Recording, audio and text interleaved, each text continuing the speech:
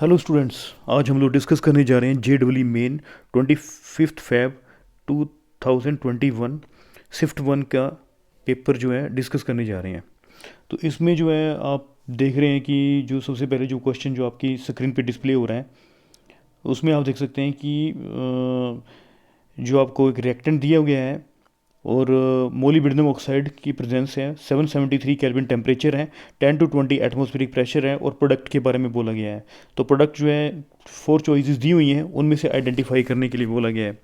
तो सबसे पहले स्टूडेंट्स आप लोगों को पता होना चाहिए कि ये जो आपको दिया गया है, यहाँ पे मैं सोल्यूशन आंसर से लेके चलता हूँ। जो क्वेश्चन में दिया गया है, एक एल्केन दिया हुआ है। तो जब हम लोग एल्केन्स को लेते हैं तो एल्केन्स जो आपको यहाँ पे दिया गया है स्टूडेंट्स, इस टाइप का एल्केन दिया हुआ है। तो इसको आप लोग लिख सकते हैं कि ये एक सिंपल एल्केन है। यदि हम लोग कार्बन कार्बन लगा दें यहाँ पे तो आप लोगों को क्लियर हो जाएगा कि क्या है ये। यहाँ पे आ गया CH3 है ना, CH2 और यहाँ पे आ गया CH और ये CH3। तो आप देख सकते हैं कितने कार्बन है, 1 2 3 4, 1 2 3 4 5 6 और 7 कार्बन है। तो 6 मेंबर जो रिंग है ये एक जो है एरोमेटाइजेशन प्रोसेस है। इसमें जो 6 मेंबर से लेके 8 मेंबर तक जो कार्बन एटम्स होते हैं, जब उनको 773 केल्विन पे हीट किया जाता है और 10 to 20 एटमॉस्फेरिक प्रेशर की कंडीशन पे रखा जाता है, तो ये जो एल्कीन है 6 to 8 कार्बन एटम जो होते हैं वो एरोमेटिक करेक्टर में उनका एरोमेटाइजेशन हो जाता है। वो बेंजीन में, यदि 6 कार्बन एटम है तो वो बेंजीन में कन्वर्ट हो जाते हैं, 7 कार्बन एटम है तो वो टोलीन में कन्वर्ट हो जाते हैं। तो इस टाइप से प्रोसेस होता है। तो ये जो प्रोसेस है, इसमें जो है हम लोग बात करें तो टेम्परेचर 773 केल्विन टेम्परेचर है। और यहाँ पे जैसे कि ऑक्साइड दिया हुआ है, ऑक्साइड जो है आपको क्वेश्चन में दिया हुआ है, मोलिब्डेनम ऑक्साइड दे रखे हैं, मोलिब्डेनम का ऑक्साइड दिया हुआ है। यहाँ पे जो है आप क्रोमियम का ऑक्साइड भी ले सकते हैं, वेनेडियम का ऑक्साइड भी ले सकते हैं। मोलिब्डेनम का ऑक्साइड तो आपको दिया हुआ है, तो कोई भी ऑक्साइड जो है यूज़ कर सकते हैं। क्रोमियम ऑक्साइड, वेनेडियम ऑक्साइड, ये जो कैटलिस्ट की तरह काम करते हैं और इनको जो है स्पोर्ट के लिए एल्यूमिना यूज़ किया जाता है। तो इस प्रोसेस में फर्स्ट जो स्टेप होता है स्टूडेंट्स, सबसे पहला जो स्टेप है उसमें क्या होता है कि जो है यहाँ पे डी डिहाइड्रोजनेशन होता है, रिमूवल ऑफ हाइड्रोजन होगा। You can to say that कि फर्स्ट स्टेप में जो है आप लोग फर्स्ट स्टेप में जो है साइकिलाइजेशन होगा। फर्स्ट में वो साइकिलाइजेशन कैसे होगा, बाय रिमूवल ऑफ हाइड्रोजन। तो फर्स्ट स्टेप जो दैट इज साइकिलाइजेशन हो रहा है, साइकिलाइजेशन बाय द रिमूवल ऑफ। साइकिलाइजेशन का मतलब क्या है कि रिंग में कन्वर्ट हो रहा है, रिंग में कन्वर्ट होना। तो ये रिंग में कैसे साइकिलाइजेशन प्रोसेस कैसे होगा स्टूडेंट्स, ये आ गया जैसे कि आपका आप देख सकते हैं कि यहाँ पे जो है CH3 है, CH3 है, तो ये आ गया CH2 है ना, इसको लिख सकते हैं ना ऐसे हाइड्रोजन है ना, और इसको लिख सकते हैं हम लोग ऐसे लिख सकते हैं CH2H। तो ये हाइड्रोजन निकल जाएंगे दोनों, ये हाइड्रोजन निकल गए स्टूडेंट्स, ये दोनों हाइड्रोजन निकल गए। जब यहाँ से हाइड्रोजन निकलेगा तो ये स्टेप जो है लीड करेगा साइकिलाइजेशन को। इसकी वजह से जो है 6 मेंबर रिंग की फॉर्मेशन हो जाएगी, इसमें 6 मेंबर रिंग बन जाएगी। ये बन गई 6 मेंबर रिंग। और ये जो CH3 ग्रुप है यहाँ पे आ गया CH3 ग्रुप है ना, यहाँ तो क्लियर हो गया होगा सभी को है ना। तो ये साइकिलाइजेशन हो गया, इस प्रोसेस को बोलते हैं साइकिलाइजेशन बोलते हैं, जिसमें आप देख सकते हैं कि 2 हाइड्रोजन निकल गए और बैलेंस करने के लिए आपको पता है यहाँ पे बॉन्ड की क्या होगी, फॉर्मेशन हो जाएगी, यहाँ पे बॉन्ड की फॉर्मेशन हो जाएगी है ना। हो गया क्लियर सभी को। तो अब क्या होगा, अब एरोमेटिक करेक्टर आएगा नेक्स्ट स्टेप में। नेक्स्ट स्टेप जो होगा स्टूडेंट उसमें क्या आएगा, एरोमेटिक करेक्टर आएगा। एरोमेटाइजेशन कैसे होगा, एरोमेटाइजेशन कैसे होगा आपको पता है स्टूडेंट सभी। यहाँ पे जो है 2 हाइड्रोजन है, यहाँ पे भी हाइड्रोजन है, यहाँ पे हाइड्रोजन है, 2 हाइड्रोजन है, यहाँ पे भी हाइड्रोजन है ना, यहाँ पे सभी को पता है कि यहाँ पे हाइड्रोजन है, ठीक है, और यहाँ पे एक हाइड्रोजन है, ठीक है। तो क्या होएगा, यहाँ से 6 हाइड्रोजन निकल जाएंगे, 6 हाइड्रोजन निकलेंगे, 6 हाइड्रोजन निकल जाएंगे। तो ये जो स्टेप होगा दैट इज कॉल्ड, इसको बोलेंगे डीहाइड्रोजनेशन। क्या बोलेंगे इसको? Dehydrogenation, dehydrogenation. डीहाइड्रोजनेशन होने की वजह से यहाँ पे जो है हाइड्रोजन निकल जाएंगे, 6 हाइड्रोजन निकल जाएंगे, यहाँ से 6 हाइड्रोजन निकल जाएंगे, 6 हाइड्रोजन निकलेंगे, 1 2 3 4 5 6, ठीक है। तो जब यहाँ से 6 हाइड्रोजन निकल जाएंगे तो बेंजीन रिंग बन जाएगी। बैलेंस करने के लिए आपको पता है 6 हाइड्रोजन निकल रही है, तो बैलेंस करने के लिए हम लोगों को क्या लगाना पड़ेगा? डबल बॉन्ड लगाना पड़ेगा।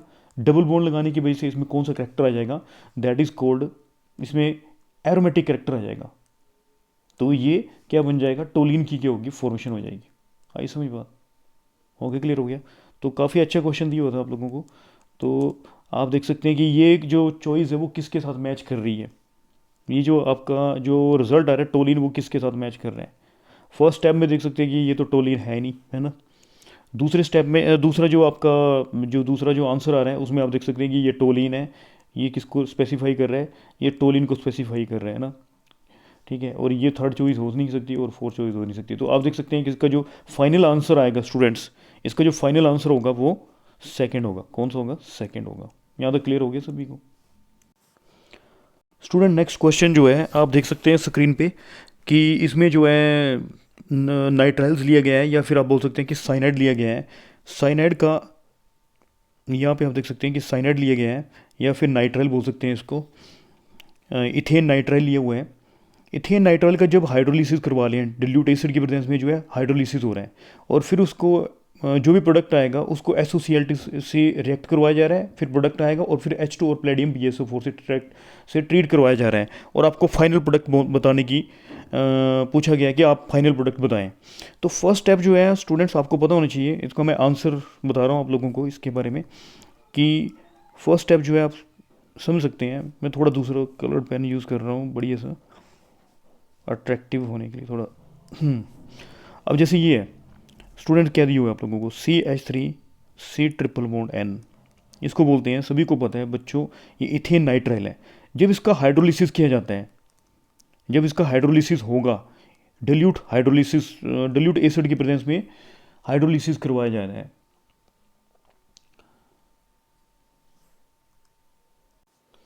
डिल्यूट एक्वस एसिडिक और एल्केलाइन मीडियम में इसको हाइड्रोलिसिस करवाते हैं। तो क्या होता है कि ये जो नाइट्राइल है बच्चों, फर्स्ट जो है किस में हाइड्रोलाइज होता है? एमाइड्स में हाइड्रोलाइज होता है।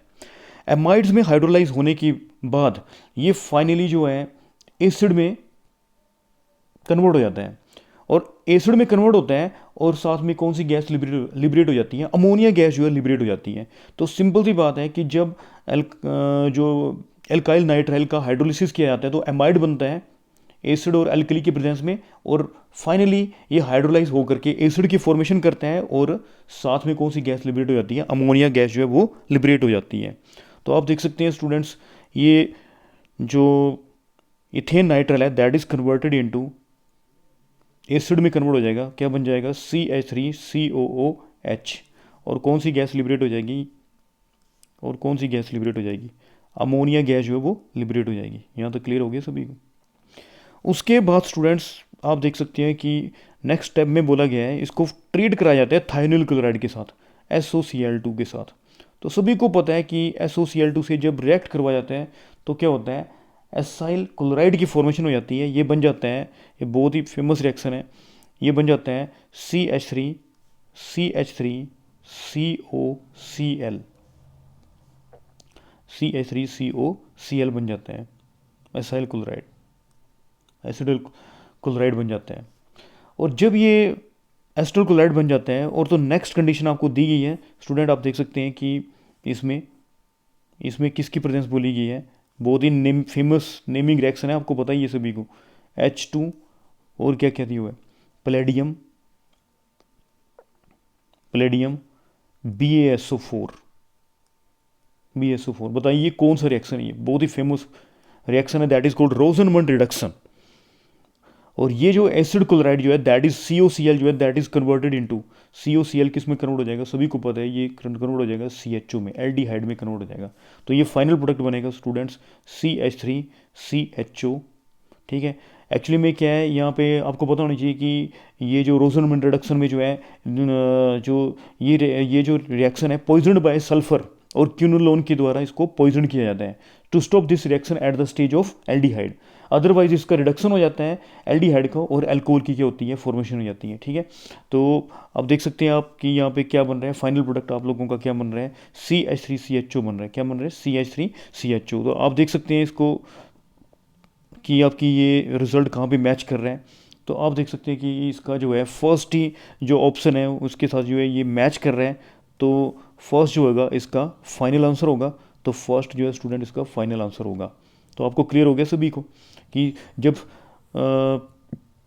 हाइड्रोलिसिस किया जाता है, इथेन नाइट्राइल का हाइड्रोलिसिस किया जाता है तो स्टूडेंट क्या बनता है, इथेन नाइट्राइल का हाइड्रोलिसिस किया जाता है तो क्या बनता है, हाइड्रोलिसिस एसिडिक मीडियम में डिल्यूट एक्वस एसिडिक और एल्केलाइन मीडियम में करवाया जाता है। तो आपको पता है कि पहले इसका जो हाइड्रोलिसिस होता है तो एमाइड बनता है और जब फर्दर इसका हाइड्रोलिसिस होता है तो एसिड की क्या होती है, फॉर्मेशन होती है और नए अमोनिया गैस जो है दैट विल बी लिबरेट होती है। और जब हम लोग एसिड को किससे ट्रीट करवाते हैं, जब हम लोग एसिड को स्टूडेंट्स SOCl2 के साथ ट्रीट करवाते हैं, SOCl2 के साथ थाइनल क्लोराइड के साथ ट्रीट करवाते हैं तो क्या होता है, एसिटल क्लोराइड की क्या होती है, फॉर्मेशन होती है।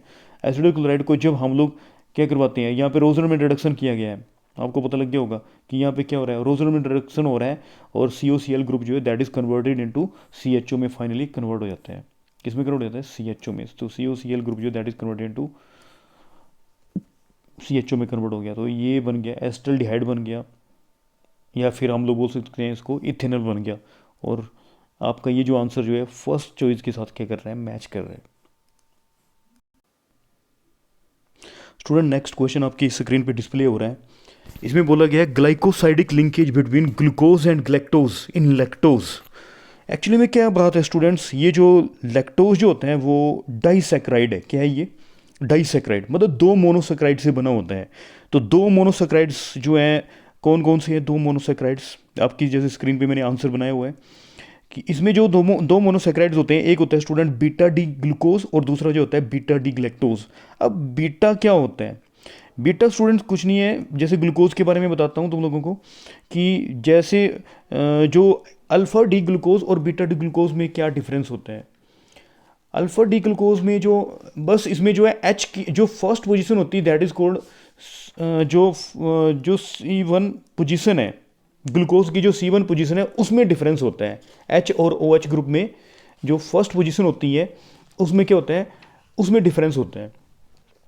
जो अल्फा डी ग्लूकोज होगा उसमें जो OH ग्रुप होगा वो राइट साइड होगा और जो बीटा डी ग्लूकोज होगा उसमें जो OH ग्रुप जो होगा वो लेफ्ट साइड होगा।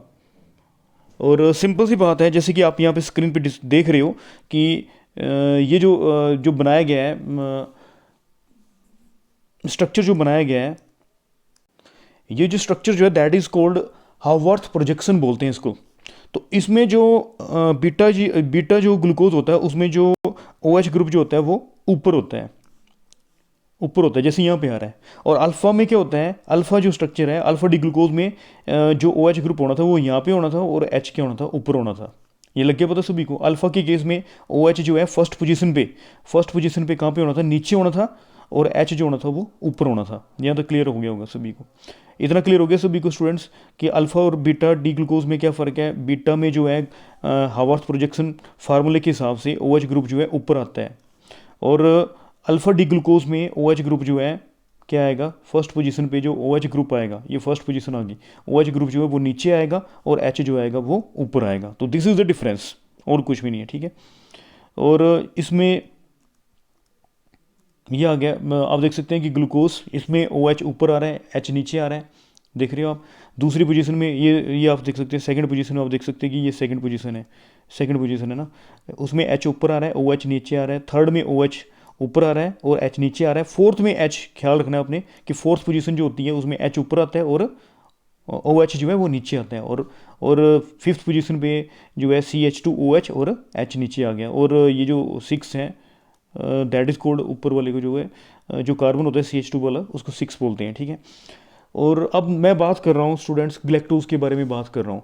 दोनों का फार्मूला सेम है, दोनों का फार्मूला सेम है। ग्लूकोज का फार्मूला भी C6H12O6 है और ग्लैक्टोज का फार्मूला भी C6H12O6 है। फ़र्क क्या है, जो डी ग्लैक्टोज होता है उसमें जो है कार्बन जो है फोर्थ पोजीशन पे, जो है जो C4 जो पोजीशन है फोर्थ कार्बन पे, वो पोजीशन जो है वो डिफरेंट होती है। जैसे हम लोग बात कर रहे हैं, आप देख सकते हैं कि स्टूडेंट यहाँ पे फोर्थ पोजीशन को लोकेट कर रहा हूँ मैं, फोर्थ पोजीशन को लोकेट कर रहा हूँ। आप देख रहे हो स्टूडेंट्स, यहाँ पे थोड़ा मैं कलर कर देता हूँ, यहाँ पे ना, यहाँ पे कलर कर दिया। आप देख रहे हो स्टूडेंट फोर्थ पोजीशन पे H जो है ऊपर आ रहा है और OH क्या आएगा यहाँ पे नीचे आ रहा है ना, OH नीचे आएगा। और आप देख सकते हैं ग्लैक्टोज में क्या आ रहा है, OH ऊपर आ रहा है और H क्या आ रहा है नीचे आ रहा है। This is the difference. Glucose और जो ग्लैक्टोज है उसमें कोई फ़र्क नहीं है, दोनों का फार्मूला C6H12O6, दोनों का फार्मूला सेम, सब कुछ सेम है। बस फ़र्क क्या है कि फोर्थ पोजीशन जो है ग्लूकोज में, जो फोर्थ पोजीशन है उसमें H ऊपर आता है और H ऊपर आता है और OH क्या आता है, H ऊपर आता है और OH क्या आता है नीचे आता है, ठीक है जी। और ग्लैक्टोज में क्या आता है, फोर्थ पोजीशन पे OH ऊपर आता है और H क्या आता है नीचे आता है। That is the difference, only यही डिफरेंस है और कोई डिफरेंस नहीं है। आई थिंक ये सभी को क्लियर हो गया होगा, है ना। अच्छा, अब क्या है, बात ये है कि जो बीटा डी ग्लूकोज और ये बीटा डी ग्लैक्टोज है, इनके बीच में जो है you can to say that glycosidic linkage होता है। ग्लाइकोसाइडिक लिंकेज, अब बात करें कि ग्लाइकोसाइडिक लिंकेज क्या है स्टूडेंट्स। ग्लाइकोसाइडिक लिंकेज होता है, आप जैसे देख रहे हैं कि दो मोनोसेक्राइड, जैसे बीटा डी ग्लूकोज जो है एक मोनोसेक्राइड आ गया और दूसरा बीटा डी ग्लैक्टोज जो है दूसरा मोनोसेक्राइड आ गया, है ना। दो मोनोसेक्राइड जो है जुड़े होते हैं विद रिस्पेक्ट टू किसके थ्रू जुड़े होते हैं, ऑक्सीजन के थ्रू जुड़े हैं। किसके थ्रू जुड़े हैं, ऑक्सीजन के थ्रू जुड़े हैं। तो ये जो एक लिंकेज होता है दैट इज कॉल्ड, इसको ग्लाइकोसाइडिक लिंकेज बोलते हैं। क्या बोलते हैं इसको, glycosidic linkage. Beta D glucose और बीटा डी ग्लूकोज और बीटा डी ग्लैक्टोज जो है वो किसके थ्रू, दो मोनोसेक्राइड जो वो किसके थ्रू जुड़े हुए हैं स्टूडेंट्स, किसके थ्रू जुड़े हैं स्टूडेंट्स, ऑक्सीजन के थ्रू जुड़े हैं, ऑक्सीजन के थ्रू जुड़े हैं। इस लिंकेज को हम लोग क्या बोलते हैं, ग्लाइकोसाइडिक लिंकेज बोलते हैं। क्या बोलते हैं, ग्लाइकोसाइडिक लिंकेज। और अब ये क्वेश्चन पूछा गया है स्टूडेंट्स, अब देख रहे हैं हम लोग क्वेश्चन पे आ रहे हैं कि ग्लाइकोसाइडिक लिंकेज बिटवीन, सुन लो ध्यान से, glycosidic linkage between glucose and galactose, glucose और ग्लैक्टोज के बीच में जो है वो कौन कौन सी पोजीशन पे है। आप देख सकते हो स्टूडेंट्स कि जो है C1 पोजीशन किसकी है, ग्लैक्टोज की जो पोजीशन है वो कौन सी है, कौन सी पोजीशन आ रही है, कौन सी पोजीशन आ रही है, 1 पोजीशन आ रही है। किसकी आ रही है, किसकी आ रही है, ग्लैक्टोज की कौन सी पोजीशन आ रही है, C1 पोजीशन जो है वो ग्लैक्टोज की आ रही है, ठीक है, सुन लो ध्यान से। और जो, हाँ ये हो गया ग्लैक्टोज की, ठीक है। और C4 पोजीशन आ रही है, C4 ये देख सकते हो आप, ये C4 जो पोजीशन है वो किसकी आ रही है, किसकी आ रही है, ग्लूकोज की आ रही है। तो ये जो ग्लाइकोसाइडिक लिंकेज बना है, C1 of galactose, C1 of galactose and C4 of glucose. तो आपने बस यही आंसर को चूज करना है। तो आप देख सकते हैं कि सेकंड जो ऑप्शन है उसके साथ जो है ये आंसर मैच कर रहा है, C1 of galactose and C4 of glucose, and you can to say that this is the final answer. पता लग रहा है सभी को, सेकंड जो है this is the final answer. I think आप लोगों को क्लियर हो गया होगा, सभी को पता लग गया सभी को। आपको सिंपल सी बात बता रहा हूँ, एक और बात का ख्याल रखना आप लोगों ने स्टूडेंट्स, और ज़्यादा डिटेल में बता रहा हूँ मैं इसके बारे में आपको। ये देखो और नॉलेज दे रहा हूँ, ये आप देख सकते हो स्टूडेंट्स, जैसे कि ये यहाँ पे क्या था, H ऊपर इस पोजीशन पे आप देख सकते हैं HOH ये होता था, ये किसका होता था, ग्लूकोज का। और ग्लैक्टोज में भी कैसा होता था, नीचे H आता था और ऊपर क्या आता था, HOH आता था, ठीक है। चलो ठीक ढंग से बना देते हैं हम, ये आ गया H और OH। और ये दोनों मोनोसेक्राइड्स जुड़े थे with the elimination of water, लग रहा है पता सभी को, एलिमिनेशन ऑफ वाटर। तो ये देख लो आप, ये इस टाइप से लिंकेज बन गया था, लग गया पता सभी को, ग्लाइकोसाइडिक लिंकेज। दो मोनोसेक्राइड्स के बीच में जो है दो मोनोसेक्राइड जुड़े होते हैं विद रिस्पेक्ट टू किससे, ऑक्सीजन से, है ना। तो दैट इज कॉल्ड, इसको ग्लाइकोसाइडिक लिंकेज होता है। और मैंने बता दिया आप लोगों को कि ये जो ग्लाइकोसाइडिक लिंकेज है वो कहाँ पे बना है, कहाँ पे बना है स्टूडेंट्स, कहाँ पे बना है, C1 of C1 of C1 of galactose and C4 of glucose. C1 of galactose and C4 of glucose, and this is your final answer. Second जो है इसका फाइनल आंसर होगा। यही पूछा गया था कि ग्लाइकोसाइडिक लिंकेज जो है ग्लूकोज और गैलेक्टोज में कौन से कार्बन पे बना हुआ है ना, C1 of galactose and C4 of glucose. Student next question discuss करने जा रहा हूँ, विच of the following will not yield acetaldehyde, कि कौन सा जो रिएक्शन है वो क्या नहीं देगा, एस्टल्डिहाइड नहीं देगा, एस्टल्डिहाइड की फॉर्मेशन नहीं होगी। कौन सी रिएक्शन में एस्टल्डिहाइड की फॉर्मेशन नहीं होगी। फर्स्ट जैसे हम लोग बात करें CH3CN और डाइबल एच। डाइबल एच जो है उसको बोलते हैं डाई आइसोब्यूटाइल एल्युमिनियम हाइड्राइड। तो काफ़ी जो है अच्छा जो है रिएजेंट है। तो ये क्या करता है, ये जो नाइट्राइल या साइनाइड जो है इनको जो है तो ये जो डाइबल एच है वो नाइट्राइल को रिड्यूस करता है, एल्डिहाइड में रिड्यूस कर देता है। ये जो नाइट्राइल्स हैं इसको किस में रिड्यूस कर देगा, किस में रिड्यूस कर देगा, एल्डिहाइड में रिड्यूस कर देगा। किस में, एल्डिहाइड में रिड्यूस कर देता है। तो डाई आइसोब्यूटाइल एल्युमिनियम हाइड्राइड जो है डाइबल एच जो है साइनाइड को किस में रिड्यूस कर रहा है, एस्टल्डिहाइड में रिड्यूस कर रहा है। और डाइबल एच के बारे में मैं आप लोगों को खास बात ये भी बताता हूँ कि एस्टर को भी ये रिड्यूस कर देता है। किस में, जो एस्टर्स हैं they are also reduce to aldehyde, aldehyde में रिड्यूस हो जाएंगे, एल्डिहाइड में रिड्यूस हो जाएंगे। पर बात यह है कि लो टेम्परेचर मेंटेन करना पड़ेगा 195 केल्विन पे जो एस्टर हैं they will reduce to aldehyde. इतना क्लियर हो गया सभी को। यदि रूम टेम्परेचर रखेंगे एस्टर्स में, एस्टर के लिए यदि हम लोग रूम टेम्परेचर रखते हैं तो एस्टर जो है वो किस में रिड्यूस हो जाएगा, अल्कोहल में रिड्यूस हो जाएगा। तो मैंने खास डाइबल एच के बारे में बता दिया कि ये नाइट्राइल को किस में रिड्यूस कर देता है, एल्डिहाइड में रिड्यूस कर देते हैं, ठीक है। और एस्टर को भी एल्डिहाइड में रिड्यूस कर देता है, बट द टेम्परेचर जो है that should be low 195 kelvin.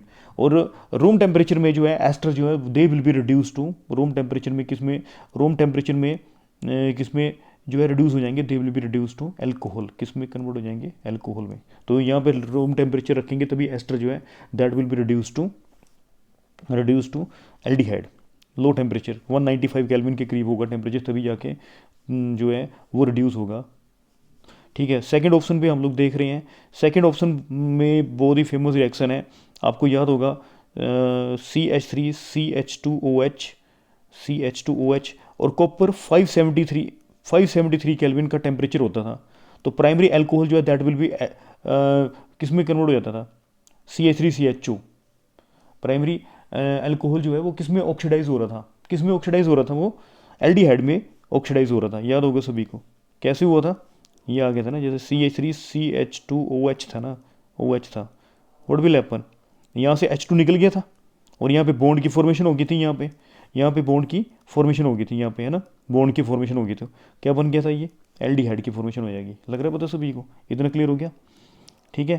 तो प्राइमरी एल्कोहल जो है that will be reduce to, primary alcohol जो वो किस में रिड्यूस हो रहा है, एल्डिहाइड। तो आप देख सकते हैं कि डाइबल एच ने भी एल्डिहाइड में कन्वर्ट कर दिया साइनाइड को, और जो प्राइमरी एल्कोहल जो है उसको कॉपर 573 केल्विन का टेम्परेचर जो होता है उसमें भी जो है एल्कोहल जो है that will be oxidise because removal of क्या हो रहा है, हाइड्रोजन हो रहा है।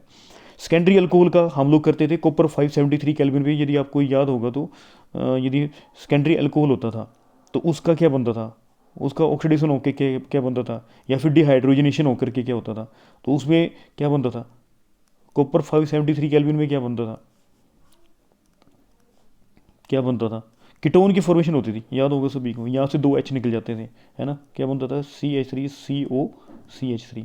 याद होगा, मैं आपकी नॉलेज के लिए बता रहा हूँ। और टर्शरी के केस में क्या होता था, टर्शरी अल्कोहल के केस में एल्कीन की फॉर्मेशन होती थी। तो आप देख रहे हैं स्टूडेंट्स, आप देख रहे हैं कि फर्स्ट चॉइस जो है वो भी हमें एल्डिहाइड दे रहा है, सेकंड जो चॉइस है वो भी हमें एस्टल्डिहाइड दे रहा है ना। अब आगे हम लोग थर्ड पे, थर्ड क्या बोल रहे हैं, थर्ड से क्या मिलेगा भाई, ये जो CrO3 क्रोमियम ऑक्साइड जो और H2SO4, ठीक है, ये काफ़ी ज़्यादा जो है that is strong oxidising agent है। CrO3 और H2SO4 की जो प्रेजेंस है बहुत ही स्ट्रॉन्ग ऑक्सीडाइजिंग एजेंट है। ये अल्कोहल जो है that will not stop to aldehyde, CH3CH2 में स्टॉप नहीं करेगा। ये CH3CH2OH का जो है ऑक्सीडेशन होकर के यहाँ पे नहीं होगा, इसका फर्दर ऑक्सीडेशन हो जाएगा स्टूडेंट, और एसिड की क्या होगी, फॉर्मेशन हो जाएगी। पता लग रहा है सभी को? हो गया, क्लियर हो गया यहाँ तक? ठीक है, तो ये एसिड की फॉर्मेशन कर देगा। तो यही क्वेश्चन पूछा गया था, आप लोगों को पता लग गया होगा कि फर्स्ट आप देख सकते हैं कि फर्स्ट में भी एस्टल्डिहाइड बन रहा है, सेकंड में भी एस्टल्डिहाइड बन रहा है, तीसरे में जो है एस्टल्डिहाइड जो that will be oxidise to acid में कन्वर्ट हो रहे हैं। ठीक है, तो और फोर्थ में that is called Wacker process है स्टूडेंट, वैकर प्रोसेस। ठीक है, वैकर प्रोसेस में जो है इथीन ली हुई है और इसमें प्लेडियम क्लोराइड की प्रेजेंस होती है और CuCl2 की प्रेजेंस होती है और एयर की प्रेजेंस होती है ना। तो ये जो है that is also converted into acetaldehyde में कन्वर्ट हो जाता है। ये किस में कन्वर्ट हो जाता है? That is converted into acetaldehyde, है ना, एस्टल्डिहाइड में कन्वर्ट हो जाता है। ये भी एल्डिहाइड में कन्वर्ट हो जाता है, एस्टल्डिहाइड में। ठीक है, तो हमें पूछा गया है स्टूडेंट कि विच of the flowing will not yield acetaldehyde, कौन एस्टल्डिहाइड नहीं देगा? तो आपको पता लग गया होगा कि इसका जो फाइनल आंसर वो है थर्ड जो होगा, इसका फाइनल आंसर होगा। क्यों? क्योंकि ये CrO3 और H2SO4 जो they are very strong oxidising agent, और ये अल्कोहल को एल्डिहाइड तक स्टॉप नहीं होने देंगे, और जो एल्डिहाइड जो है वो ऑक्सीडाइज होकर के एसिड की फॉर्मेशन कर देगा। तो ये थर्ड रिएक्शन है जिसमें एस्टल्डिहाइड की फॉर्मेशन नहीं होगी और एसिड की फॉर्मेशन होगी, इसलिए थर्ड जो है इसका फाइनल आंसर होगा। स्टूडेंट नेक्स्ट क्वेश्चन जो है आपकी स्क्रीन पे डिस्प्ले हो रहा है, which of the following set of compound give NaHCO3 test? Sodium bicarbonate के साथ कौन टेस्ट देगा? फर्स्ट देगा, सेकंड देगा, थर्ड देगा, तीनों देंगे, एक देंगे, दो देंगे, ये पूछा गया है। तो सोडियम बाइकार्बोनेट के साथ टेस्ट कौन देगा? तो पहली बात है कि जो वो कंपाउंड जो COOH कार्बोक्सिलिक एसिड ग्रुप जो है वो कंटेन करते हैं COOH ग्रुप जो है वो कंटेन करते हैं, वो स्ट्रोंगर एसिड होते हैं। और वो तो ये जो है जो वो कंपाउंड जो COOH ग्रुप कंटेन करता है वो स्ट्रोंगर एसिड होगा as compare to H2CO3, carbonic acid से ज़्यादा स्ट्रोंगर एसिड होगा। एक्चुअली में स्टूडेंट होता क्या है कि सिंपल सी बात मैं आप लोगों को समझा रहा हूँ कि जैसे बेंजोइक एसिड ले रहे हैं, क्योंकि ये जो बेंजोइक एसिड है, ये जो आप सेकंड चॉइस के बारे में बात कर रहे हैं, ये जो सेकंड चॉइस है इसमें ये किसको कंटेन कर रहे हैं?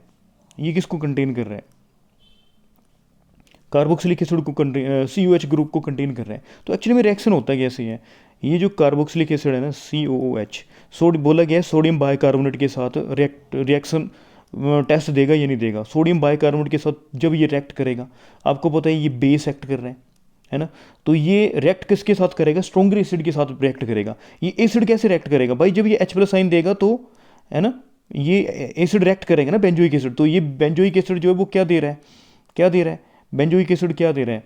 बेंजोइक एसिड H+ साइन दे रहा है, जो कि किससे कंबाइन कर रहा है? HCO3- आयन से, बाइकार्बोनेट से कंबाइन करेगा, बाइकार्बोनेट से कंबाइन करेगा, तो बन जाएगा, आप देख सकते हैं क्या बनेगा, बाइकार्बोनेट से कंबाइन करेगा तो क्या बनेगा? ऊपर तो आ गया सोडियम बेंजोएट बन गया COONA, और साथ में क्या बना यहाँ पे H2CO3 क्या बन गया? कार्बोनिक एसिड बन गया। और ये कार्बनिक जो एसिड जो होता है वो हाईली अनस्टेबल होता है, ये डिकम्पोज होकर के वाटर और कार्बन डाइऑक्साइड की क्या करते हैं? फॉर्मेशन करते हैं। तो सिंपल सी बात है, सोडियम बाइकार्बोनेट जो है टेस्ट वही एसिड देगा जो कि स्ट्रोंगर होगा एज कंपेयर टू किससे? H2 कार्बोनिक एसिड से। वो एसिड यदि स्ट्रोंगर है तब जाके सोडियम बाइकार्बोनेट के साथ टेस्ट देगा, और उससे कौन सी गैस रिलीज होगी? CO2 गैस जो है रिलीज होगी। तो सिंपल सी बात है, सोडियम बाइकार्बोनेट टेस्ट कौन देगा? जो CO2 गैस को एक्सपेल करेगा। तो सोडियम बाइकार्बोनेट जो है उस एसिड के साथ रिएक्ट करेगा which is more stronger then carbonic acid, H2CO3 से ज़्यादा स्ट्रोंगर होगा, उसी एसिड के साथ रिएक्ट करेगा, तभी जाके जो है CO2 गैस जो है एक्सपेल होगी। तो सोडियम का जो बाइकार्बोनेट जो है उस एसिड के साथ रिएक्ट करेगा जो किससे स्ट्रोंगर होना चाहिए? H2CO3 के साथ जो है उससे ज़्यादा, कार्बोनिक एसिड से ज़्यादा स्ट्रोंगर होना चाहिए।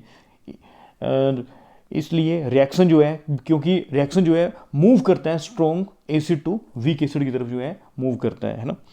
तो आप देख सकते हैं, तो मतलब जो कार्बनिक एसिड है उस साइड से ज़्यादा स्ट्रॉन्गर होना चाहिए, तो इसमें तो कोई टेंशन की बात नहीं है। आप देख सकते हैं स्टूडेंट्स कि जो सेकंड है वो कार्बनिक एसिड से ज़्यादा स्ट्रॉन्गर है, इसलिए ये तो आएगा आएगा। ठीक है, ये सोडियम बाइकार्बोनेट के साथ टेस्ट देगा और कौन सी गैस को लिबरेट करेगा, CO2 गैस को एक्सपेल करेगा। ठीक है, अब आगे नेक्स्ट जो, चलो फर्स्ट के बारे में बात कर लेते हैं। फर्स्ट जो है क्या हो रहा है, पहले ही पता है हमें यार स्टूडेंट, यहाँ पे फिनोल है, आपको पता है फिनोल जो है वीकली एसिड होते हैं, वीकली एसिड होते हैं।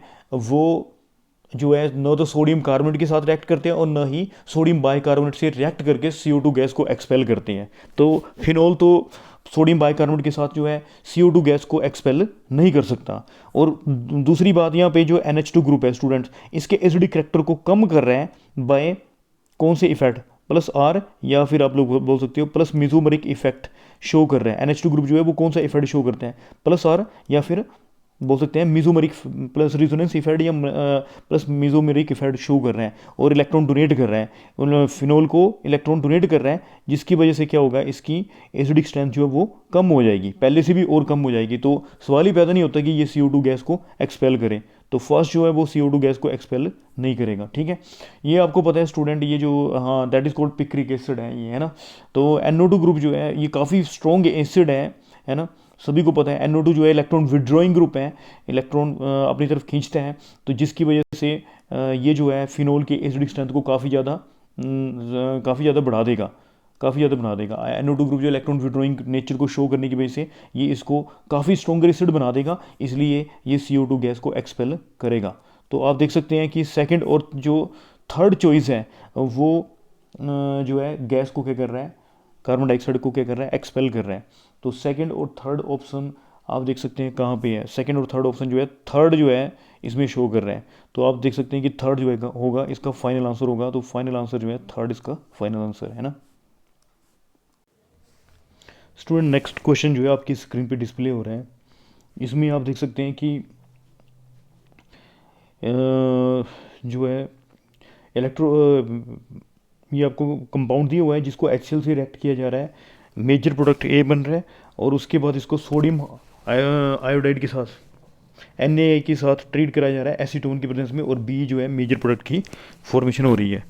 तो सबसे पहले हम लोगों को क्या करना पड़ेगा, हमें दिख रहा है कि ये जो एल्कीन है यहाँ पे कौन सा रिएक्शन हो रहा है, इलेक्ट्रोफिलिक एडिशन रिएक्शन होगा, है ना। तो इलेक्ट्रोफिलिक एडिशन रिएक्शन होगा तो कैसे होगा, यहाँ से जो है आपको पता है कि स्टूडेंट यहाँ से निकलेगा HCl से निकलेगा H+ आयन निकलेगा। H+ आयन अब कहाँ पे अटैच हो सकता है, आप देख सकते हैं कि कहाँ पे अटैच होगा, या तो ये यहाँ पे अटैच होगा या फिर यहाँ पे अटैच होगा, है ना। कहाँ पे होगा अटैच, ये हम लोगों को डिसाइड करना है। तो स्टूडेंट देख लो, ये जो थोड़ा सा आपको क्लियर होना चाहिए कि OCH3 ग्रुप जो है, जो इथर वाला जो ग्रुप है, OCH3 ग्रुप, और नीचे जो ग्रुप लगा है that is cold NO2 group लगा हुआ है, इलेक्ट्रॉन विड्रॉइंग ग्रुप लगा है। और ये H+ आयन मतलब इस हिसाब से अटैच होगा, मतलब एक साइड पे कार्बोकैटाइन की क्या होगी, फॉर्मेशन होगी। तो कार्बोकैटाइन कैसे फॉर्म होगा, सपोज करो जैसे इलेक्ट्रॉन यहाँ पे चला गया तो H+ आयन यहाँ पे अटैच हो जाएगा, ये H+ आयन यहाँ पे अटैच हो जाएगा, और यहाँ पे कार्बोकैटाइन की यहाँ पे क्या होगी, फॉर्मेशन हो जाएगी। तो अब हम लोगों को डिसाइड करना है ये कार्बोकैटाइन जो है ऊपर भी बन सकते हैं, या फिर ऊपर भी बन सकते हैं और या फिर नीचे भी बन सकते हैं। H+ आयन जो है वो कहाँ पे अटैच हो सकता है स्टूडेंट्स, H+ आयन जो है यहाँ पे अटैच होगा तो कार्बोकैटाइन यहाँ पे बनेगा, और यदि H+ आयन जो है यहाँ पे अटैच होगा तो कार्बोकैटाइन के ऊपर क्या होगी, फॉर्मेशन हो जाएगी।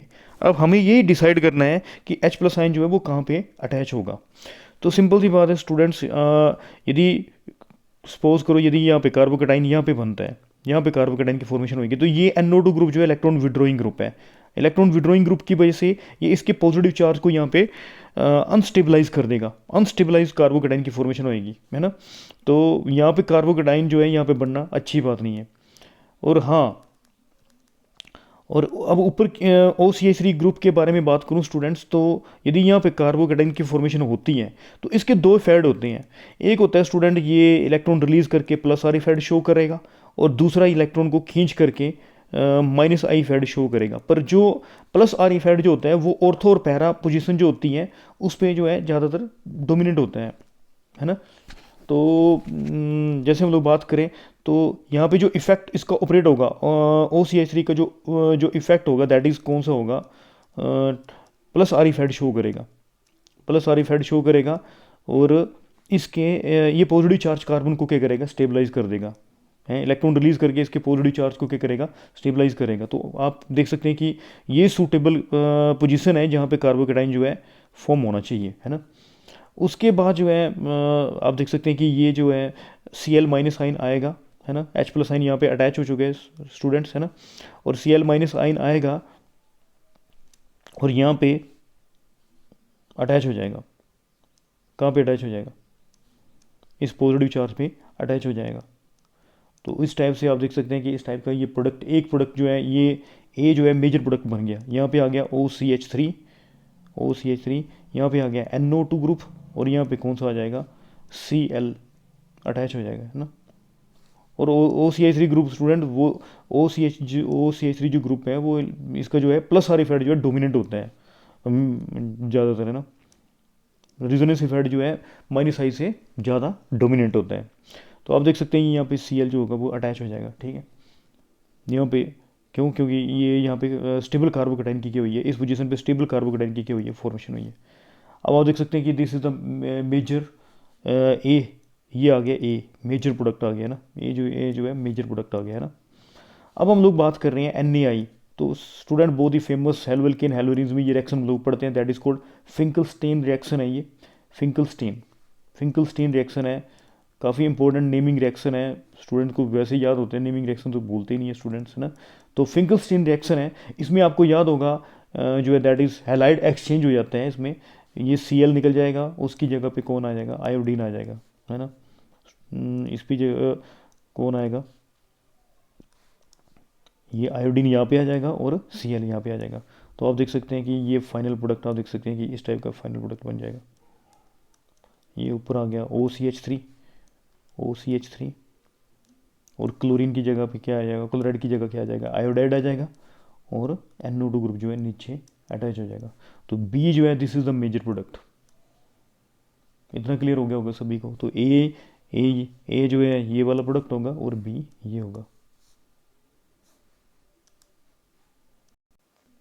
स्टूडेंट नेक्स्ट क्वेश्चन डिस्कस करने जा रहे हैं, which among the following is true, कि कौन सा ट्रू है। Buna N is a natural polymer. Student sorry, Buna N जो है वो नेचुरल पॉलीमर नहीं है, वो सिंथेटिक पॉलीमर है, आर्टिफिशियली प्रिपेयर्ड किया जाता है। So that is the reason this statement is totally wrong.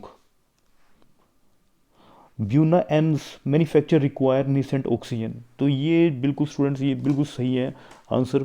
क्यों, ब्यूना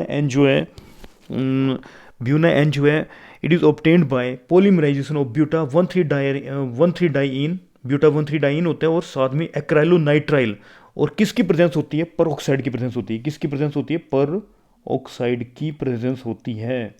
ब्यूना एन जो है वो जो है किससे बनता है, ब्यूटाडाइन से बनता है, 1,3-ब्यूटाडाइन से बनता है और एक्राइलोनाइट्राइल से बनता है, और परोक्साइड कैटालिस्ट जो है एक्ट करता है। तो स्टूडेंट बिल्कुल नेसेंट ऑक्सीजन का यूज़ हो जाता है ना। तो ये जो स्टेटमेंट है ट्रू स्टेटमेंट है। उसके बाद बोला गया है neoprene is addition polymer and is used in bucket formation. तो स्टूडेंट ये दोबारा फिर स्टेटमेंट जो है दैट इज रॉन्ग स्टेटमेंट है। क्यों, न्यूप्रिन जो है कोई कोपोलीमर नहीं है, वो किससे बना है, एक ही कोपोलीमर का मतलब होता है एक से ज़्यादा पॉलीमर से बनना। न्यूप्रिन जो है बस एक ही मोनोमर से बना है, दैट इज किससे बना है, क्लोरोप्रिन से बना है। किससे बना है, क्लोरोप्रिन जो है पॉलीमराइज होकर के किसकी फॉर्मेशन करते हैं, नियोप्रिन की फॉर्मेशन करते हैं। ठीक है, तो ये कोई कोपोलीमर नहीं है, ठीक है, ये ठीक है कोई मिक्स्ड पॉलीमर नहीं है, ये एक ही टाइप के मोनोमर से बना हुआ है, दैट इज़ क्या, क्लोरोप्रिन से बना है ना, होमोपोलीमर है, ये कोपोलीमर नहीं है, ये होमोपोलीमर है, एक ही टाइप के मोनोमर से बना हुआ है।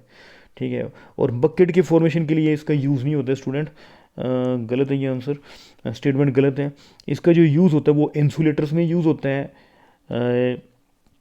गैस्केट्स में होजेस एंड प्रिंटिंग रोलर्स में इसका यूज़ होता है ना। तो थर्ड जो स्टेटमेंट है दैट इज़ ऑल्सो रॉन्ग। और उसके बाद आ गया फोर्थ जो है, Buena S is a straight linear polymer and is thermosetting plastic. ये थर्मोसेटिंग प्लास्टिक नहीं है स्टूडेंट, इलास्टोमर। ब्यूना एस जो है दैट इज़ क्या है ये, क्या है ये, इलास्टोमर है। किसका एग्जाम्पल है ये, इलास्टोमर का एग्जाम्पल है ब्यूना एस, ठीक है। तो this statement is also wrong, ठीक है। तो आप देख सकते हैं कि सेकंड स्टेटमेंट जो है वही ट्रू है। स्टूडेंट नेक्स्ट क्वेश्चन हम लोग डिस्कस करने जा रहे हैं। क्वेश्चन में ये आंसर होता है, बस क्वेश्चन को ध्यान से पढ़ना होता है। तो इसमें बोला गया how many sp2 hybridise carbon atoms in the final product. ये जो फाइनल प्रोडक्ट बन रहा है उसमें आपने फाइंड आउट करना है कितने sp2 हाइब्रिडाइज कार्बन है। तो आप देख सकते हैं स्टूडेंट, ये इथाइन आ गया, ये हमें पता है इथाइन या एस्टेलिन गैस बोलते हैं, जो कि गैस वेल्डिंग में भी यूज़ होती है। तो जब हम लोग एस्टेलिन गैस को किस में पास कर रहे हैं, red hot iron tube. Red hot iron tube कितना टेम्परेचर होता है इसमें स्टूडेंट, इसमें जो टेम्परेचर होता है 873 केल्विन टेम्परेचर होता है, नियर अबाउट है ना, 873 केल्विन टेम्परेचर है।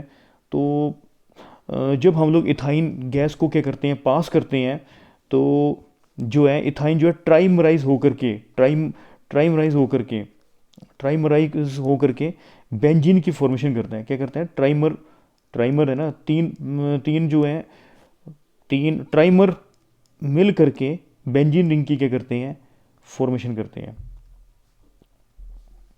ट्राइमर ट्राइमराइज होकर के बेंजीन रिंग की फॉर्मेशन करते हैं। कैसे करते हैं ये बता दी मैंने, देखो, ठीक है। ये बॉन्ड यहाँ पे शिफ्ट हो गया, ये वाला यहाँ पे शिफ्ट हो गया, और ये वाला यहाँ पे शिफ्ट हो गया। तो फाइनली आप देख सकते हैं कि क्या होएगा जब हम लोग इथाइन गैस को रेड हॉट आयरन ट्यूब में से पास करते हैं, रेड हॉट आयरन ट्यूब में से पास करते हैं, तो क्या होता है, ठीक है, क्या बनता है, रेड हॉट आयरन ट्यूब में से 873 केल्विन में, तो क्या होता है, बेंजीन की फॉर्मेशन होती है। किसकी फॉर्मेशन होती है, बेंजीन की फॉर्मेशन होती है। स्टूडेंट तो क्वेश्चन का नेक्स्ट पार्ट बोल रहे हैं कि इसमें जो है सी ओ, आप देख सकते हैं कि C O plus H C L, जब बेंजीन को पास करते हैं carbon monoxide H C L की प्रेजेंस में और A L C L three aluminium trichloride की प्रेजेंस में, तो ये जो एक बहुत ही फेमस रिएक्शन है that is called Gattermann Koch reaction. कौन सा रिएक्शन है, Gattermann Gattermann Koch reaction, Gattermann Koch reaction. तो ये जो बेंजीन है that is converted into benzyl डिहाइड में कन्वर्ट हो जाती है। किस में कन्वर्ट हो जाती है, बेंजिल डिहाइड में कन्वर्ट हो जाती है, बेंजिल डिहाइड में। तो स्टूडेंट हम लोग देख सकते हैं कि हम लोगों को क्या क्वेश्चन पूछा गया है। हम लोग दोबारा फिर देख रहे हैं कि how many sp2 hybridise carbon atoms in the final product. Final product में कितने sp2 हाइब्रिडाइज कार्बन एटम होंगे, है ना, ये क्वेश्चन पूछा गया है। How many sp2 hybridise carbon atoms in in the final product. तो आप देख सकते हैं स्टूडेंट, ये बेंजीन में 6 sp2 हाइब्रिडाइज कार्बन होते हैं, एक ये आ गया sp2 हाइब्रिडाइज, ये आप देख सकते हैं sp2, ये एक हो गया, ये दो हो गया, sp2 तीन हो गए, है ना, 6 तो बेंजीन रिंग में हो गए ना, sp2 और ये जो carbon that is also sp2। पता लग गया सभी को, कितने हो गए, 1 2 3 4 5 6, ठीक है। और ये जो कार्बन है that is also sp2 hybridise, ये जो CO वाला जो कार्बन है दैट इज ऑल्सो sp2। तो टोटल मिला के जो है फाइनल प्रोडक्ट में जो sp2 हाइब्रिडाइज कार्बन होंगे 7 जो है sp2 हाइब्रिडाइज कार्बन होंगे, 7 sp2 कार्बन, 7 sp2 कार्बन होंगे। sp2 हाइब्रिडाइज कार्बन एटम कितने होंगे, 7। This is the final answer, है ना। स्टूडेंट नेक्स्ट क्वेश्चन डिस्कस करने जा रहे हैं, in which of the following reaction para amino benzene is not formed. Para amino benzene, para amino benzene जो है आपको याद होगा कपलिंग रिएक्शन का फाइनल प्रोडक्ट होता था। तो पैरा अमीनो बेंजीन जो है वो फॉर्म नहीं होना चाहिए, किस में फॉर्म नहीं होगा। तो पहले हम लोग कर रहे हैं ट्राई, आप देख सकते हैं कि ये ए चॉइस को मैं लेके चल रहा हूँ। ए चॉइस में आप देख सकते हैं कि कंडीशंस दी हुई है, टिन और एच की प्रेजेंस है, HNO2 और एनिलीन, ठीक है। तो फर्स्ट स्टेप जो है दैट इज कोल्ड, देखने भी लग रहा है कि रिडक्शन होगा, है ना। तो ये आ गया नाइट्रोबेंजीन। तो फर्स्ट स्टेप में क्या हुआ, नाइट्रोबेंजीन जो है उसका रिडक्शन हो जाएगा, टिन और HCl की प्रेजेंस में जो है रिड्यूस हो जाएगा, रिडक्शन हो जाएगा। क्या बन जाएगा, आपको पता ही है कि एनिलीन बन जाएगा। ये फर्स्ट टाइम में जो है एनिलीन की फॉर्मेशन हो जाएगी रिडक्शन के बाद। उसके बाद स्टूडेंट जो है HONO बोला गया है। HONO यदि आइस कोल्ड कंडीशन है तो दैट इज़ कोल्ड HONO का एनिलीन के साथ जो है आइस कोल्ड कंडीशन में जो रिएक्शन होता है आइस कोल्ड कंडीशन में, तो उसको रिएक्शन को डाई एजोटाइजेशन बोलते हैं। और इसमें क्या बनता है आपको पता ही है कि बेंजीन डाइसोनियम क्लोराइड की क्या होती है, फॉर्मेशन होती है। तो डाइसोनियम आयन की फॉर्मेशन हो जाएगी, है ना, डाइसोनियम आयन या डाइसोनियम क्लोराइड की फॉर्मेशन हो जाएगी इसकी प्रेजेंस में। बेंजीन डाइसोनियम क्लोराइड बन गया N2+Cl, N2+Cl minus ion, N2+Cl minus benzene diazonium chloride बन गया। और फिर जो है इसको हम लोग एनिलीन से ट्रीट करवाएं, एनिलीन की प्रेजेंस में। जब ये एनिलीन की प्रेजेंस होगी, एनिलीन की प्रेजेंस में, तो हमारा फाइनल प्रोडक्ट बन जाएगा दैट इज कोल्ड पैरा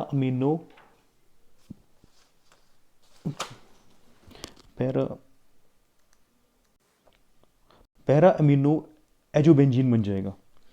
और ये रिएक्शन जो है इसकी वजह से येलो डाई की फॉर्मेशन हो जाएगी।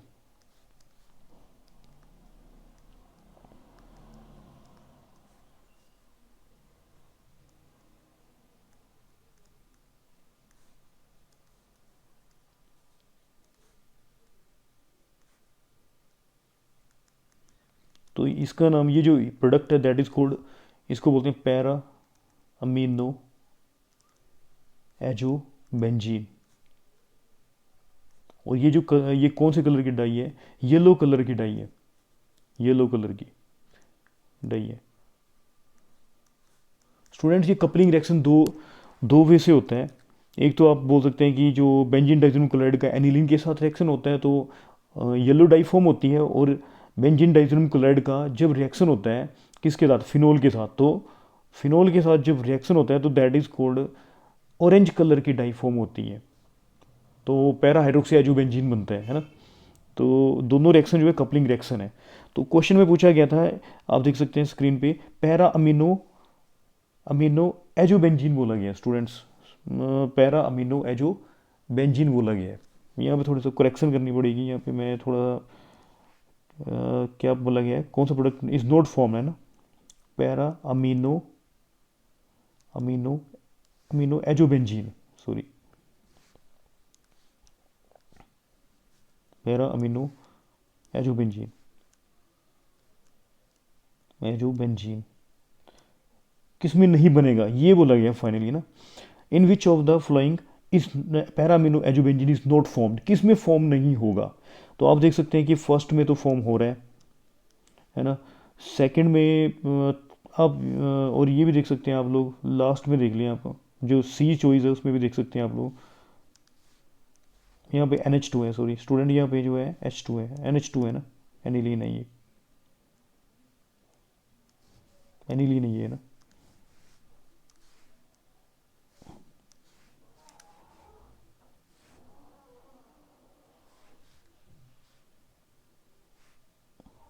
ये स्टूडेंट एनिलीन है,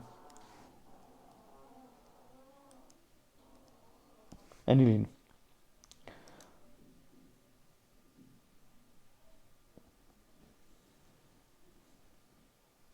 तो आप देख सकते हैं कि एनिलीन जो सी चॉइस है, फर्स्ट में यहाँ से रिएक्शन स्टार्ट हुआ था, यहाँ से स्टार्ट हुआ था, और सी वाला रिएक्शन जो है यहाँ से स्टार्ट हो रहा है ना। तो इसमें भी आप देख सकते हैं कि दोनों में जो है तो जो आप देख सकते हैं स्टूडेंट्स की फर्स्ट में भी जो ए जो क्वेश्चन है उसमें भी ए सी भी जो है पैरा अमीनो एजोबेंजीन बन रहा है, पैरा अमीनो एजोबेंजीन बन रहा है, ए सी भी बन रहा है, और सी से भी पैरा अमीनो एजोबेंजीन की क्या हो रही है, फॉर्मेशन हो रही है, दोनों से बन रही है ना। तो बी के बारे में देख लो स्टूडेंट, एक्चुअली में जो बी को आप देखो तो इसमें नाइट्रोबेंजीन दिया गया है। नाइट्रोबेंजीन का बोला गया है सोडियम बोरोहाइड्राइड के साथ, NaBH4 के साथ।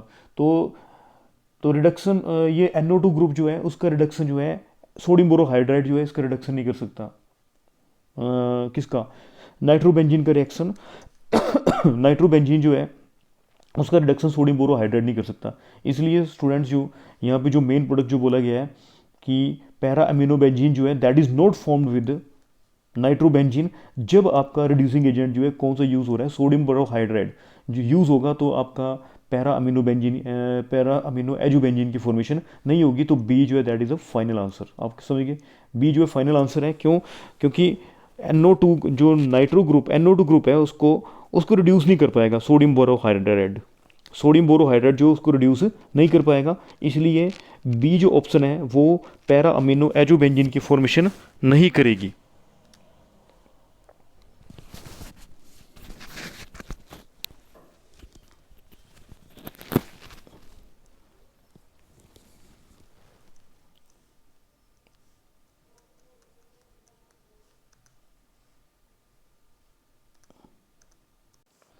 स्टूडेंट नेक्स्ट क्वेश्चन जो है वो क्रोमेटोग्राफी से लिया गया है। क्रोमेटोग्राफी जो एक टेक्निक है जो डिफरेंट कंपोनेंट्स को सेपरेट करने के लिए उनकी due to different absorbing powers के हिसाब से सेपरेट किया जाता है। जैसे सपोज करो यहाँ पे क्वेश्चन दिया गया है स्टूडेंट्स, दो कंपोनेंट्स दिए गए हैं, जैसे हम लोग बात कर रहे हैं यहाँ पे दो कंपोनेंट्स हैं, ए और बी जो है दो कंपोनेंट्स हैं, उनको क्रोमेटोग्राफी टेक्निक के द्वारा सेपरेट किया गया है। तो एक्चुअली में क्या होता है कि स्टूडेंट जैसे ये आ गया वॉटमैन फ़िल्टर पेपर होता है, जैसे यहाँ पे दिखाया गया है ये वॉटमैन फ़िल्टर पेपर है। तो इसमें क्या होता है कि जो है जो सोलवेंट है उसको रन करवाया जाता है, तो सोलवेंट को यहाँ से रन कराना स्टार्ट किया जाता है और यहाँ तक इसको रन करवाया जाता है, यहाँ तक सोलवेंट को है ना, ऊपर टॉप तक इसको रन करवाया जाता है। तो पहले हम लोग देख सकते हैं कि जो फर्स्ट कंपोनेंट है ए कंपोनेंट यहाँ पे आ गया है, इसकी एब्जॉर्बिंग पावर के हिसाब से ये सेपरेट, पहले ये मिक्सचर था दोनों कंपोनेंट का, ए और बी का मिक्सचर था, जिसको पेपर क्रोमेटोग्राफी टेक्निक के द्वारा सेपरेट किया गया है। तो इसमें जो है ए जो है सबसे पहले यहाँ पे सेपरेट आउट हो रहा है, 2 सेंटीमीटर डिस्टेंस पे ए जो है सेपरेट आउट हो रहा है, और जो बी कंपोनेंट जो है वो सेपरेट हो रहा है, जो बी कंपोनेंट जो सेपरेट हो रहा है, बी कंपोनेंट जो सेपरेट हो रहा है स्टूडेंट्स, वो किस पे हो रहा है, कितने डिस्टेंस पे हो रहा है, कितने डिस्टेंस पे हो रहा है, आप देख सकते हैं कि 4 सेंटीमीटर के डिस्टेंस पे जो है वो बी कंपोनेंट जो है वो सेपरेट हो रहा है। इतना क्लियर हो गया सभी को? तो हमें बोला गया है स्टूडेंट्स रिटार्डिंग फैक्टर या रिटेंशन फैक्टर निकालने के लिए बोला गया है, ए का हमें रिटेंशन फैक्टर निकालने के लिए बोला गया है ना। तो स्टूडेंट्स RF जो है that is called retention factor या रिटार्डेशन जो फैक्टर होता है वो किसके इक्वल होता है, दिस विल बी, हमें किसका बोला गया है, ए के बारे में बोला गया ना, तो ए रिटेंशन, आपने बस ख्याल रखना है कि किसका रिटेंशन फैक्टर निकालने के लिए बोला गया है, ए के लिए बोला गया है। तो ये जो होता है that is distance travelled by the, इसका जो है डिस्टेंस या travelled by the substance, travelled by substance, distance travelled by substance from the baseline over distance traveled by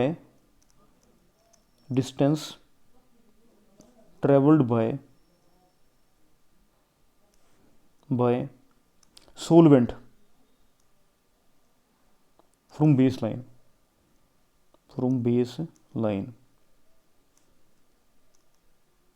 तो आप देख सकते हैं स्टूडेंट RF वैल्यू हम लोग कैलकुलेट कर रहे हैं, RF, तो जो सब्सटेंस है वो कितना डिस्टेंस ट्रेवल कर रहा है, बेस लाइन, ये आ गया बेस लाइन है ना, बेस लाइन से वो कितना डिस्टेंस ट्रेवल कर रहा है, ए कंपोनेंट के बारे में बोला गया है, ए न कि बी के बारे में बोला गया है। आप देख सकते हैं कि स्टूडेंट बेस लाइन से ए जो है वो कितना डिस्टेंस ट्रेवल कर रहा है, ए जो है वो कितना डिस्टेंस ट्रेवल कर रहा है, यहाँ पे दिए हुए सर स्टूडेंट, यहाँ पे दिए हुए है कितना दिए हुए हैं, 2 सेंटीमीटर का डिस्टेंस जो है वो ट्रेवल कर रहा है बेस लाइन। इतना क्लियर हो गया सभी को? बेस लाइन कौन सी है स्टूडेंट, बेस लाइन ये आ गई बेस लाइन, ठीक है। बेस लाइन से ए का जो डिस्टेंस है वो कितना है, 2 सेंटीमीटर है, तो ये आ गया 2, और नीचे आ जाएगा distance travelled by the solvent कितना डिस्टेंस ट्रेवल कर रहा है फ्रॉम द बेस लाइन से, कितना डिस्टेंस ट्रेवल कर रहा है। आप देख सकते हैं कि यहाँ तक सोलवेंट को रन करवाया गया था, है ना, तो यहाँ तक जो डिस्टेंस है वो कितना है, 5 सेंटीमीटर है, कितना, 5 सेंटीमीटर। तो ये रिटेंशन फैक्टर की जो वैल्यू आ रही है वो कितनी आ रही है, 0.4 आ रही है। पता लग रहा है सभी को? यदि स्टूडेंट्स सपोज करो आप लोगों को बी के बारे में बोला गया है, तो ये रिटेंशन जो रिटार्डिंग जो फैक्टर है वो ए के लिए बोला गया है। यदि बी के लिए बोला गया होता तो वोट भी लेपर, बी ने कितना डिस्टेंस ट्रेवल किया स्टूडेंट, बी ने डिस्टेंस ट्रेवल किया है 4, तो यहाँ पे आ जाता है 4, और जो सोलवेंट ने कितना डिस्टेंस ट्रेवल किया वो आ रहा है 5, ठीक है, तो 4/5 होता और 0.8 आना था। तो क्लियर हो गया सभी को? अभी तो स्टूडेंट ए के बारे में पूछा गया है, ठीक है, तो हमारा जो फाइनल आंसर होगा वो 0 पॉइंट क्या होगा, 4 होगा। ठीक है, क्लियर हो गया सभी को? 0.4 जो है हमारा फाइनल आंसर होगा। रिटार्डिंग फैक्टर जो ऑफ ए होगा वो कितना होगा, 0.4 होगा। स्टूडेंट नेक्स्ट क्वेश्चन हम लोग डिस्कस करने जा रहे हैं, ये एनवायरमेंटल केमिस्ट्री से लिया गया है। Common components of photochemical smogs are oxides of sulphur and nitrogen.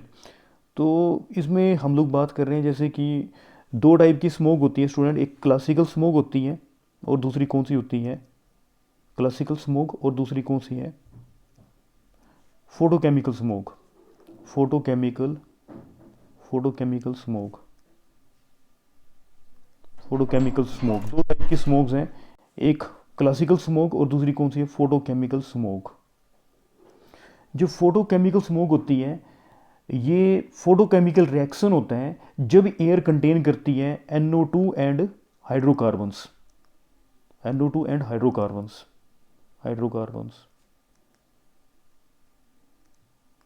और क्लासिकल स्मोक कब होती है, किसकी प्रेजेंस में होती है, SO2 की प्रेजेंस में होती है और ह्यूमिडिटी होती है एयर में, तब जाके क्लासिकल स्मोक की फॉर्मेशन होती है। तो आप देख सकते हैं कि स्टूडेंट SO2 जो है क्लासिकल स्मोक के लिए और फोटोकेमिकल स्मोक जो है NO2 की वजह से है।